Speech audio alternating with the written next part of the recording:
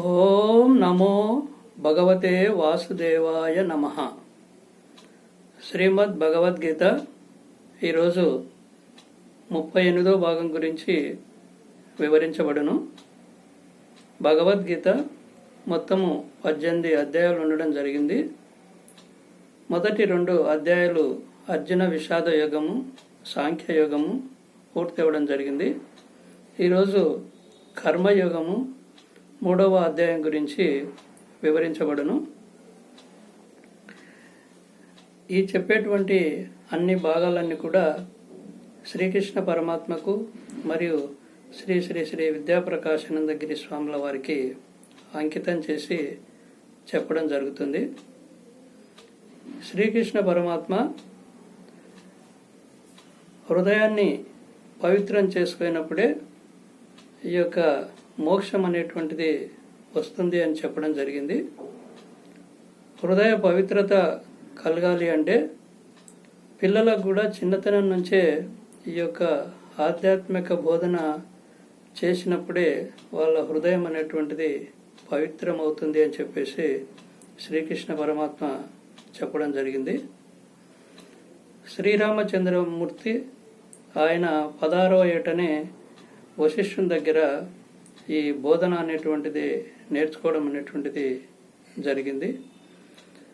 మనము ఒక పొలంలో బాగా దున్ని విత్తనం వేసినప్పుడే ఆ యొక్క విత్తనం అనేటువంటిది మంచి ఫలితాన్ని ఇస్తుంది. బాగా మంచిగా కూడా పంట అనేటువంటిది కూడా బాగా వస్తుంది. కాబట్టి హృదయ పవిత్రతతోటే ఈ యొక్క మోక్షం అనేటువంటిది లభిస్తుంది అని చెప్పి శ్రీకృష్ణ పరమాత్మ చెప్పడం అనేటువంటిది జరుగుతుంది. ఈరోజు కర్మయోగం గురించి వివరిస్తూ పశువులు కూడా నడుస్తాయి, తింటాయి, నిద్రపోతాయి. మరి వాటికి ఎలాంటి ఈ యొక్క చేసిన తప్పులను తొలగించుకోవడం కానీ ఆధ్యాత్మిక చింతన కానీ అనేటువంటిది ఆ జన్మకు అనేటువంటిది ఆ జన్మలో ఉన్నటువంటి వారికి అది తెలియదు. కాబట్టి శ్రీకృష్ణ పరమాత్మ తాబేల్లాగా ఒక చోట కూర్చొని స్థితప్రజ్ఞతో ధ్యానం చేయమని చెప్పి చెప్పడం అనేటువంటిది జరిగింది. స్థితప్రజ్ఞ అంటే కష్టసుఖాలను సమానంగా చేసుకుంటూ భావిస్తూ ధ్యానం చేయమని చెప్పడం అనేటువంటిది జరిగింది. అర్జునుడు శ్రీకృష్ణ పరమాత్మను మీరు గత అధ్యాయంలో ఒక చోట కూర్చోమని ధ్యానం చేయమని చెప్పడం జరిగింది. ఒక చోట కూర్చొని ధ్యానం చేయండి అని చెప్పడం జరిగింది. మరి ఇప్పుడు మీరు కర్మయోగం చేయమంటున్నారు, దాన్ని చేయాలన్నా దీన్ని చేయాలని చెప్పి అడిగినప్పుడు, నాయన రమణ మహర్షుల వారు ఎవరైనా ఆయన దగ్గరికి సలహాలకు వస్తే మీరెవరో తెలుసుకోండి అని చెప్పి ఒక చోట కూర్చొని ఏకాంతంలో వెళ్ళి ధ్యానం చేయండి అని చెప్పేసి ఆయన తన భక్తులకు చెప్పడం అనేటువంటిది జరిగింది. రమణ మహర్షుల యొక్క జ్ఞానము అలాంటిది. అదేవిధంగా కొంతమంది భజనలు చేస్తుంటారు, తీర్థయాత్రలు చేస్తుంటారు. మరి ఇలాంటివన్నీ కూడా ఎన్నో రకరకమైనటువంటి పద్ధతుల్లో చేస్తుంటారు.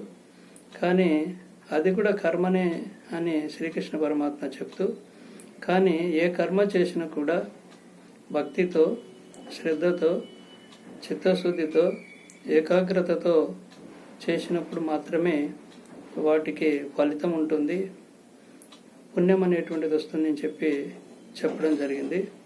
కాబట్టి కర్మలలో మంచి కర్మలు, చెడు కర్మలు అనేటువంటివి ఉంటాయి. మరి కొంతమంది దొంగతనాన్ని కూడా కర్మగా చెప్తుంటారు. మరి కొంతమంది చాలా ఎవరైనా పర్సు కానీ డబ్బులు కానీ బంగారు కానీ పోగొట్టుకుంటే అవి తెచ్చిస్తుంటారు. ఇది కర్మనే, అది కర్మనే. కానీ దొంగతనం చేసేవానికి, ఆ కర్మ చేసేవానికి పాపం అనేటువంటిది వస్తుంది. మరి ఎవరైతే న్యాయంతో ధర్మంతో పోగొట్టుకున్నటువంటి వాళ్లకు ఆ బంగారు డబ్బు ఇచ్చింటారో అది కూడా కర్మనే. ఇది పుణ్యం అనేటువంటిది వస్తుంది. ఇవే శ్రీకృష్ణ పరమాత్మ మంచి కర్మ చెడ్డ కర్మ అని చెప్తాడు. ఏ కర్మ చేసినా భక్తితో శ్రద్ధతో చేయమని చెప్పడం అనేటువంటిది జరిగింది. కాబట్టి మరి ఇంకా వచ్చేటువంటి భాగాలు చాలా ముఖ్యమైనటువంటి జ్ఞానాన్ని శ్రీకృష్ణ పరమాత్మ బోధిస్తున్నారు. కాబట్టి కొన్నైనా మీరు ఆచరణలో పెడుతూ ఇలాంటి విషయాలను ఇతరులకు కానీ చెప్పడం వలన ఇంకా ఆధ్యాత్మిక శక్తి పెరగడమే కాకుండా జ్ఞానం కూడా పెరుగుతుంది. కాబట్టి ఇతరులకు కూడా తెలియజేయండి. ధన్యవాదాలతో శ్రీ జయారెడ్డి. ఓం నమో భగవతే వాసుదేవాయ నమః.